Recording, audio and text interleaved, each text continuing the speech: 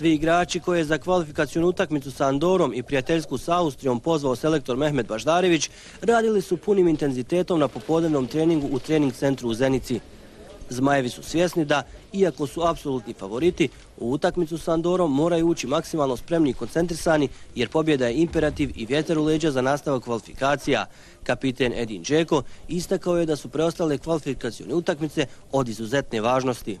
Evo, već smo odradili dva dobra treninga i sigurno da se polako spremamo za tu jedno od tih zadnjih 6 finala koje moramo pobijediti. Do sad smo puno pričali, a maltene nismo ništa napravili na terenu i sigurno da je ta utakmica s Andorom prilika da pobjedimo nekoga i da na neki način malo dignemo i samopouzdanje i vjeru u sebe što smo, može se reći, izgubili ove prve 4 utakmice. Selektor Mehmet Baždarević za ove susrete pozvao je i nekoliko novih imena.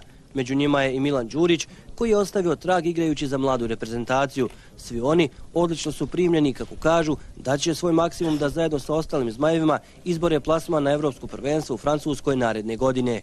Ja mislim da možemo ići u Francusku. Ja mislim da moramo misliti utakmicu po utakmicu i vidjet ćemo kad se to završiti šta će biti. Ja mislim 100% da ćemo biti u Evropskom.